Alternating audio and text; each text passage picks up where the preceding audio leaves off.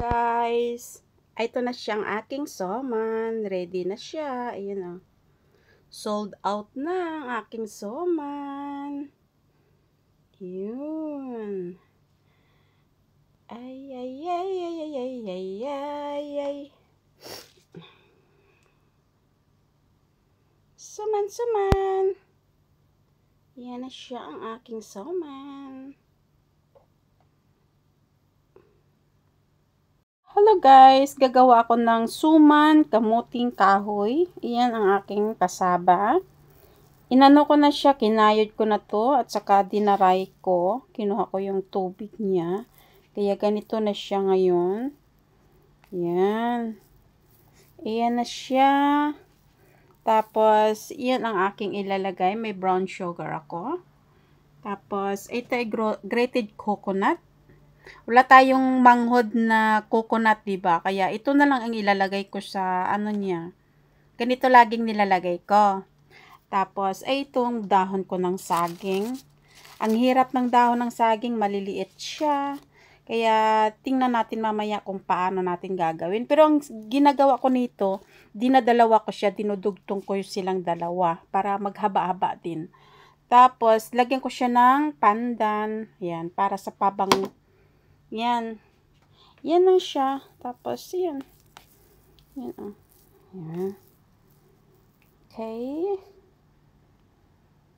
Ito na siya guys, nilagay ko na yung coconut. Yan, at saka yung brown sugar.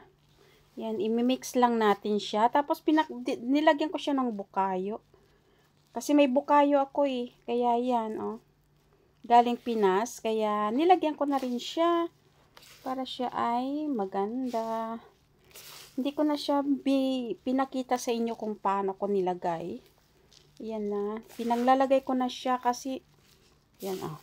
I-mix-mix na lang natin para siya ay mahalo hanggang siya ay mabilo. Ayan. Dalawang coconut yung nilagay ko. Dalawang ano siya, buo. Ang hirap ng gloves ko kasi maiksi na lang yung daliri ko, 'di ba? Kaya hindi siya maano sa gloves ng buo. Ayan. Ayan. Ayan. Ayan.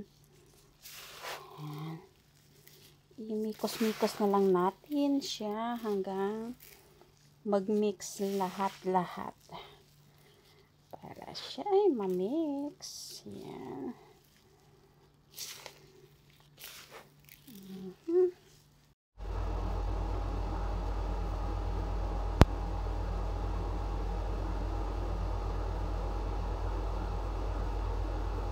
Dinodoble ko yung dahon ko kasi maliit siya. Ayan.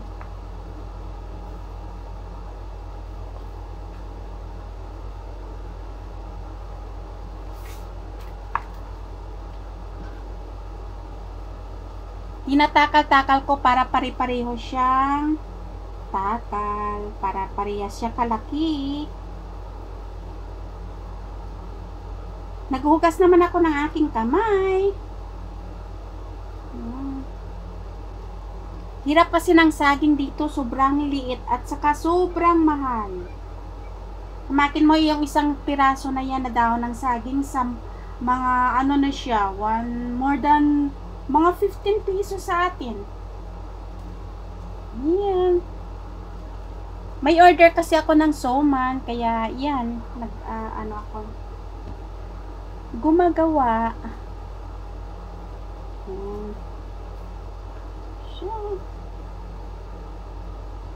Balik tinda na naman tayo.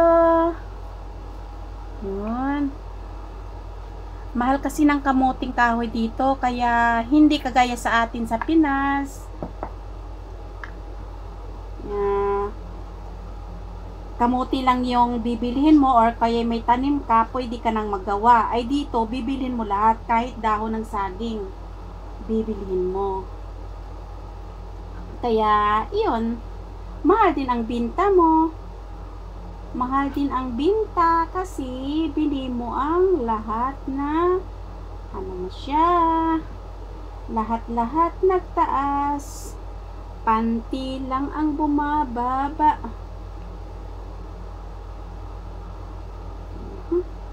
Mikos-mikos lang tayo, mga my friend. Friday kasi bukas, kaya mga off. Yan, magbibinta tayo ng soman. Yan siya. Yun. Tapos, yan, mag-asawa na sila. O, diba?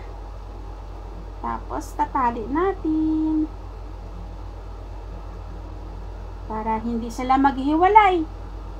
Kagaya sa pagmamahal, nagkakahiwalay kahit anong tali. Kaya ito siya, itatali ko para hindi sila magkakahiwalay. O, di ba? Nakagawa na ako ng 4 na piraso. Yun o. Ganda ng aking pagbabalot ng aking soman. Kaya, i-ano ko na siya, i-steam ko na yan. Kinulang ako sa dahon, kaya yan, may 2 kulang ako. Ginamitan ko ng aluminum foil kasi kulang yung dahon ko ng saging. Yun siya.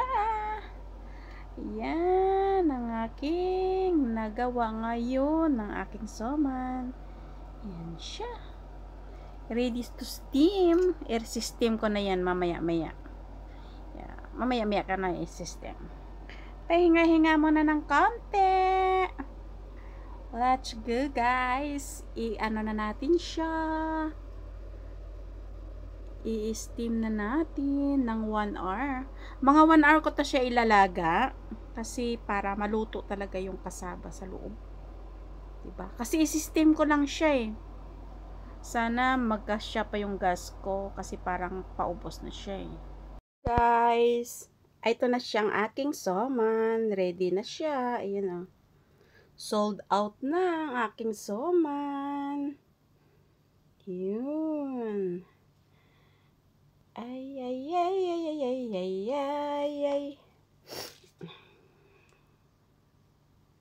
Suman, suman. Yan na siya ang aking soman.